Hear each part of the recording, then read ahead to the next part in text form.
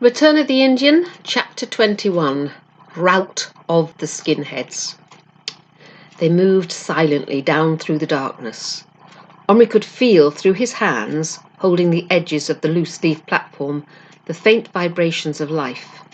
He could also, for the first time since it happened, feel the sting where the row of minute bullets had pierced the skin of his palm. On the first landing, he nudged Patrick to a stop. Low down, on the bottom flight of stairs, was one which always creaked. He heard it creak now. He changed direction and slipped through a half-open door into the bathroom. He and Patrick stood behind this door. There was another door to this room which led into his parents' bedroom, and it too was ajar. They saw a faint light, the sort made by a pencil torch, feeling its way about on the landing, and heard the stealthy sounds of the skinheads following it. Then a faint whisper. "Let's try in here." The finger of light vanished to appear again through the other door. The intruders were in Omri's parents' room. He could hear them moving furtively about. Then the soft whine of a wardrobe opening. "Gah, no fur coats." Omri and Patrick stood rooted, hardly breathing.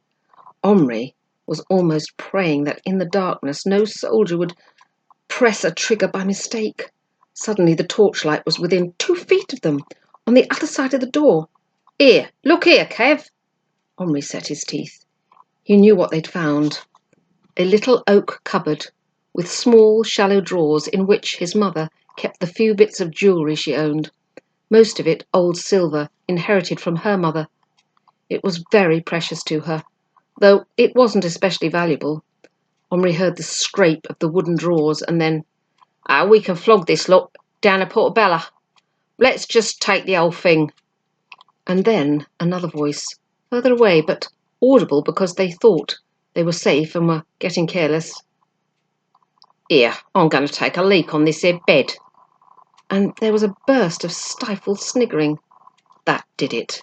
Before Omri could even signal, Patrick had let out a grunt of disgust and flung the door open.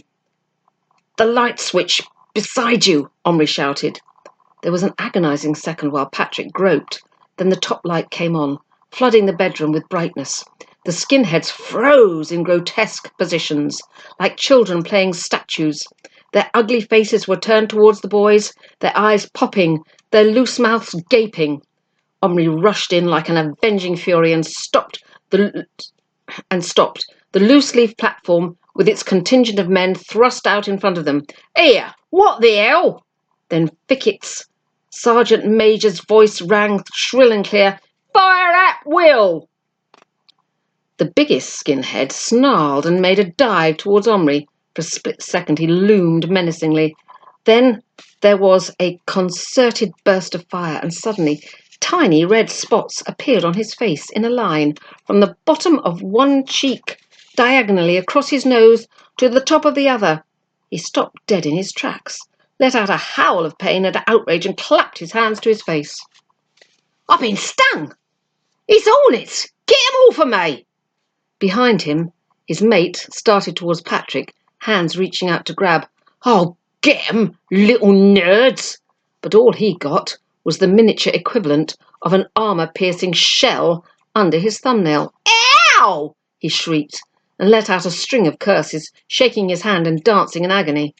The third and smallest of the gang had been gazing at the object Omri held, and he, unlike the others, had seen. He now let out a sound that started as a moan and ended in a scream. Then he flew into a panic, dashing here and there in short spurts, yelling, "Help! They're alive! I've seen them! They're alive!" through the crump and crack and chatter of the guns which were firing continuously. The other two also turned and tried to flee, but all sense of direction had deserted them. They bumped into the furniture, the walls, and each other, swearing and howling and giving great leaps into the air every time they were hit in a sensitive spot. Omri and Patrick added to the uproar by shouting encouragement to their little men. Patrick was jumping about as if at a prize fight or a football match. Omri had to stay still to hold the firing platform steady, but he opened his throat on a long shout of excitement as the three invaders finally found the other exit and fled through it pell-mell. "Cease fire!" cried Patrick. "Cease fire!" bawled Fickets. There was a fraction of a second's silence. Then the boys heard the skinheads shoving and swearing on the stairs. One of them tripped. There was a series of satisfying thumps and then a loud crack as one of the banisters broke. The boys, hurrying down to the half landing, saw them fleeing along the path and heard the clatter of their boots receding along Hovel Road, accompanied by sounds of anguish. The boys turned and hugged each other. "We did it! We did it!" "The way you switched the light on, terrific!" "What? How you could hold that thing straight! I'd have tipped them all off. I was so excited. Hey, where is it?" "I put it on the bed." They rushed back into the bedroom. Fickets was calmly ordering the men to clear up and cover the big guns. When he noticed the boys, he left the men and edged to the back of the platform. "Operation a success, sir?" he asked in a quiet tone. "Definitely, Fickets. Well done," said Omri. "Did I say Sergeant Fickets?" said Patrick. "I meant a captain." "Not me, sir. Too much responsibility." He coughed. "Better get the men filling and back to quarters as quick as possible, sir." "Yeah, right. Thanks again, Corporal. It was terrific." And he started to carry them upstairs. "See that everything's all right up there," said Omri. "OK." Patrick reached the door and stopped. I don't mind so much now, missing the other battle," he said. "Wasn't this one fantastic?" "Yeah," said Omri.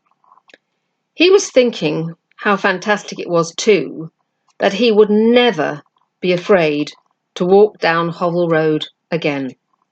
They would leave him severely alone from now on. And even if they didn't, having seen them off like that, and after all he'd been through tonight, he couldn't imagine them holding any terrors for him in future. He looked round the room. He was going to have to explain a bit. The glass on a picture was cracked, and there were a number of pinholes and some larger ones in the wallpaper and the foot of the bed. Then there was the banister and his own injuries. Well, he could tell his parents about the burglars, say there was a scuffle. Maybe they'd wear it. He hoped so. He bent and picked up his mother's jewel cupboard. He'd saved that for her anyway. Under it was a cheap pencil torch still alight. He switched it off and dropped it in his pocket. He might, if he felt like it, just hand it back to that little skinhead if he bumped into him after school on Monday. Be a good laugh to see his face. Omri drew a deep breath of satisfaction and went downstairs to bring in the stuff piled in the front garden. And now there's just a few more pages, which is called Epilogue by the Fire. When everything was back in place, with Patrick's help, except the banister rail, which needed gluing in 3 places, they made some hot chocolate to take upstairs with some cold potatoes and other fridge cullings. They were both so keyed up they couldn't feel their tiredness and were prepared to sit up all night. "I sent Matron back for some drugs and stuff she wanted," Patrick said, "but she made me promise I'd fetch her again in the morning. She says she's going to take a week's leave from St. Thomas's. She's enjoyed all this anyway." "Fickets too." "Little Bull hasn't enjoyed it." Omri didn't answer. Every time he thought of the Indian battle, it took away from his overwhelming pleasure in the one with the skinheads. "Where's Boone?" he asked suddenly. "I sent him back too. He asked me to. Said the old gunfight and saloon brawl would be a rest cure after all he's been through. He said he'd like to see us soon, when things have quietened down." "What about his horse?" "Oh, yes. I gave him the one that English cavalry officer was riding." Patrick chuckled. "You should have heard him swear when I flicked him off. Boone said the horse was a beaut. Really, he was happy with it, and I bet the horse will be happier with him than with that snooty redcoat." When they reached the room, all was quiet. The candle had burnt out. so Little Bull had had to stop his dancing and chanting for the dead. One fire was out, the other was burning low. The Indians, including the wounded, were all asleep except Little Bull, who sat cross-legged by the fire. Twin Stars was asleep beside him, the baby in the crook of her arm. Patrick struck a match and Little Bull looked up.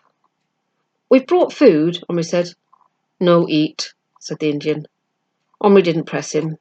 He just poured a toothpaste capful of hot chocolate and put it beside him with a piece of potato. The match went out. They sat together in the dark and just the embers of the fire. The boys drank their chocolate. For a long time nobody spoke. Then Little Bull said, "Why, Omri, bring Little Bull?" For the first time in 2 days, Omri thought of his prize. It had gone completely from his mind. Now it seemed so trivial, he was ashamed to mention it.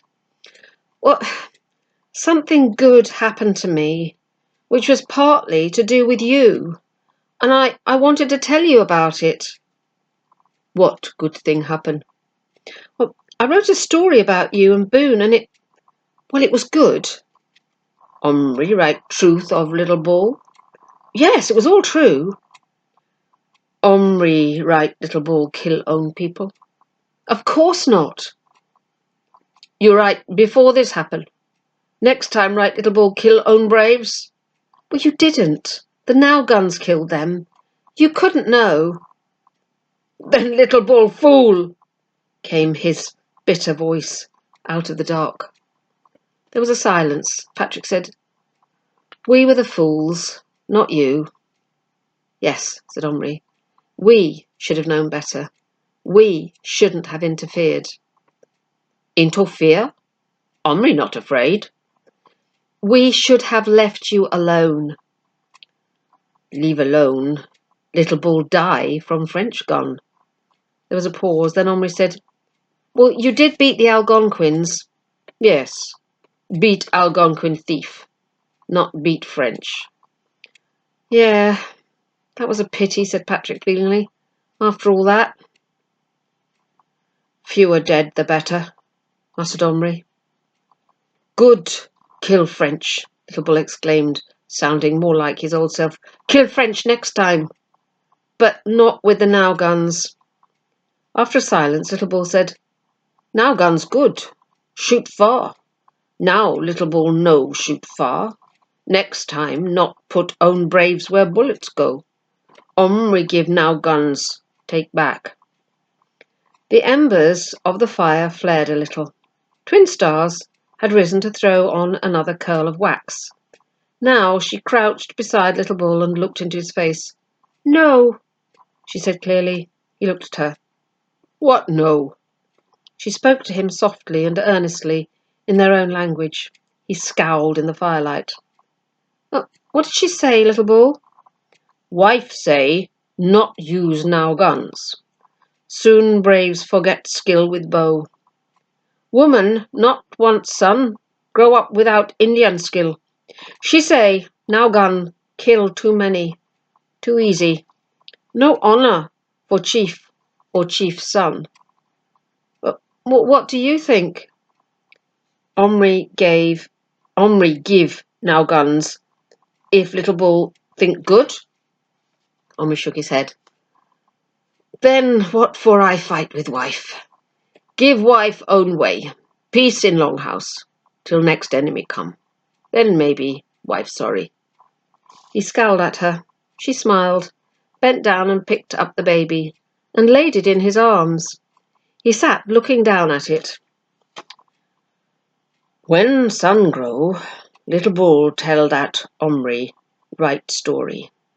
Little Bull live in story, even when gone to ancestors. That give honor, make son proud of father." "Well, he'll be proud of you, Little Bull, without any help from me." Little Bull looked up at him. Then he stood up. The fire put out a sudden flare. He stood there, feet apart, his body glowing, his stern face for once untroubled. "Omri good," he said loudly. "Give Orenda back to Little Bull. Orenda, the life force. And he held up his son high in both hands, as if offering him to the future. And that is the end of Return of the Indian, which I hope you enjoyed. Bye bye for now.